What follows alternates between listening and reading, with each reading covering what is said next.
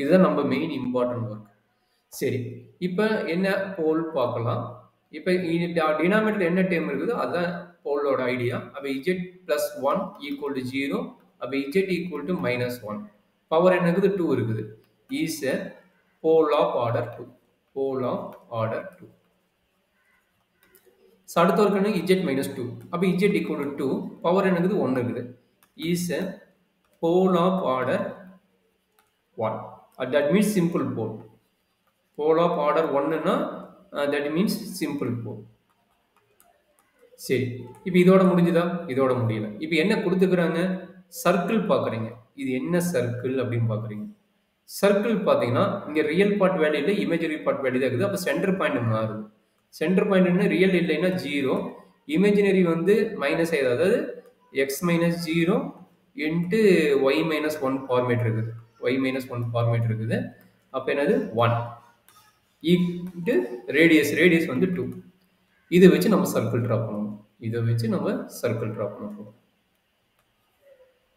அப்போ circle draw பண்ணிட்டு இது இன்சைடா அவுட் சைடா வர செக் பண்ணணும். சரி, இப்போ என்ன நடக்குதுன்னா ரேடியஸ் வந்து டூவில், டூன்னா எங்கே? இமேஜினரி பார்ட் தான் சென்டர். 0,1. அப்போ 0,1ன்னா இது 0, இது 1. Y axis 1. தட் மீன்ஸ் இது 0,1ஓட பாயிண்ட். அப்போ இதை வச்சுட்டு ரேடியஸ் எவ்வளோங்கிறாங்க? 2ங்கிறாங்க. 2ன்னு எங்கே வரும்? 0 இங்கே. இந்த பாயிண்டில் நம்மளோட சர்க்கிள் எண்ட் பாயிண்ட் டச் ஆகும். அதே மாதிரி இங்கே போகும்போது எங்கே ஆகும்? 1, 2, 3. அப்போ இங்கே 3ல் டச் ஆகும். இங்கே 3i இங்கே டச் ஆகும். And also 2 ரேடியஸ்னால 1, 2. அப்போ இந்த இடத்துல, அதாவது இது -1, -2, இங்கே +1, +2, ரேடியஸ் 2னால. அப்போ இதுக்கு எக்ஸாக்டாக இந்த பாயிண்ட், இந்த பாயிண்ட். அப்புறம் நம்ம சர்க்கிள் பார்த்தீங்கன்னா இந்த எல்லா பாயிண்ட்டும் டச் ஆகிட்டு வரும். இந்த எல்லா பாயிண்ட்டும் டச் ஆகிட்டு அப்படியே சர்க்கிள் ட்ரா பண்ணுவீங்க.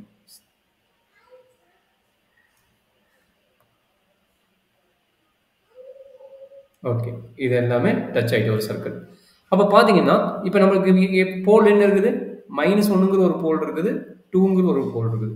2ங்கிற போல் பார்த்தீங்கன்னா இது சர்க்கிள் ட்ரா பண்ணி பார்த்தா தெரியும். ஏன்னா ரேடியஸ் 2னா கண்டிப்பாக வந்து இது அவுட் சைடு தான் வரப்போகுது, இன்சைடு வராது. அப்போ பார்த்தீங்கன்னா ரேடியஸ் வந்து போல் வந்து 2னா அவுட் சைடு தான் சர்க்கிள் இருக்குது. And z equal to 1, -1. Z equal to -1ங்கிற பாயிண்ட் எங்கே இருக்குது? இன்சைடு சர்க்கிள் இருக்குது. இன்சைடு சர்க்கிளில் நம்மளோட போல் இருக்குது.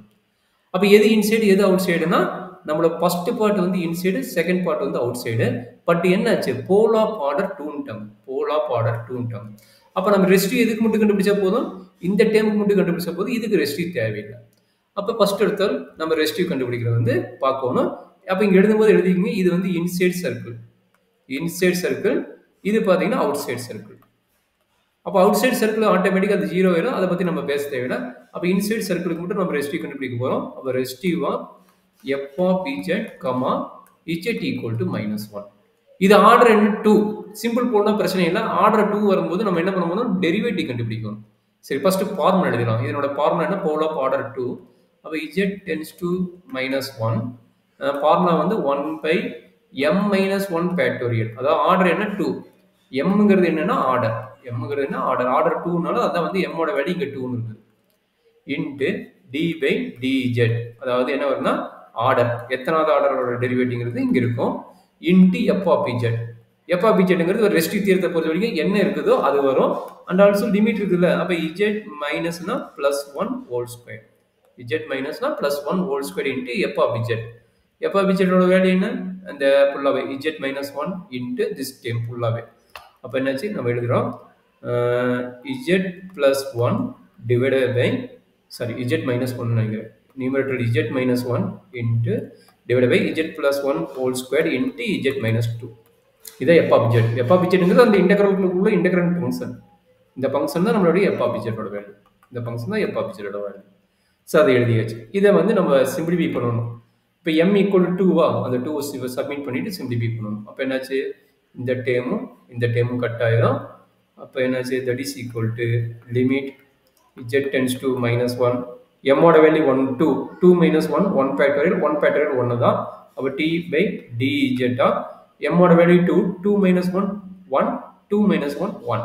அப்போ என்னாச்சு? Remaining term z -1 divided by z -2.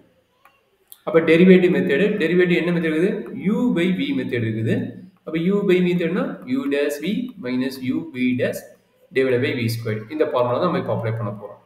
அப்போ என்னாச்சு that is equal to limit z tends to minus 1 derivative formula u dash என்ன ஆகும் இது வந்து ஆட்டோமேட்டிக்காக 1ன்னு வரும் கரெக்டுங்களா. 1 into z minus 2 minus u into v dash z minus 1 into இதனோட டெரிவேட்டிவ் பவர் 1 தான் இருக்குது, அதனால் இது வந்து 1 தான் இருக்கும் டிவைட் பை v ஸ்கொயர். அப்போ z மைனஸ் 2 தி ஹோல் ஸ்கொயர். அவ்வளோதான், இதான் டெரிவேட்டிவ் அப்ளை பண்ணிக்கிறோம். இப்போ என்ன நடக்குது மேலே நியூமரேட்டர் சிம்பிளை பண்ணிட்டு கொண்டு வந்தால் நம்மளுக்கு ரிசல்ட் மேக்ஸிமம் வந்துடும். அப்போ என்னாச்சு limit z tends to minus 1 into z minus 1 minus உள்ள போச்சுன்னா minus z plus 1 divide by z minus 1 the whole square. இங்கே 2 இருக்குது, நான் 1 போட்டேன், இது 2. அப்போ என்னாச்சுன்னா minus z plus z cancel ஆயிரும் அண்டு மைனஸ் 2 ப்ளஸ் 1ஓட value minus 1 in numerator, minus 1 மட்டும் நியூமரேட்டர் இருக்குது. அப்போ என்னாச்சு limit z tends to minus 1 இங்கே என்ன நடக்கும் மைனஸ் 1 டிவைட் பை இது 2 தானே z minus 2 whole square, z minus 2 தி ஹோல் ஸ்கொயர். அப்போ z ரீப்ளேஸ் பை மைனஸ் 1. அப்போ z எங்கே இருக்குது அங்கே மைனஸ் 1 ரீப்ளேஸ் பண்ணுறீங்க. அப்போ என்னாச்சு z இப்போ தான் மைனஸ் 1 போடுமா. அப்போ minus 1 divide by minus 1 minus 2 whole square that is equal to minus 1 minus 3 whole square வந்து 9. அப்போ இதுதான் நம்மளுடைய ரெசிடியூ. இதுதான் ஒரே ஒரு ரெசிடியூ தான் கண்டுபிடிக்க சொல்லிக்கிறாங்க, அந்த ஒரு ரெசிடியூ நம்ம கண்டுபிடிச்சிட்டோம். இப்போ என்ன வேணும் காசிஸ் ரெசிடியூ தீரம். காசிஸ் ரெசிடியூ தீரத்தை அப்ளை பண்ணால் நம்மளுக்கு ப்ராப்ளத்தோட ஆன்சர் முடிஞ்சிச்சு. பை காசிஸ் ரெசிடியூ தீரம்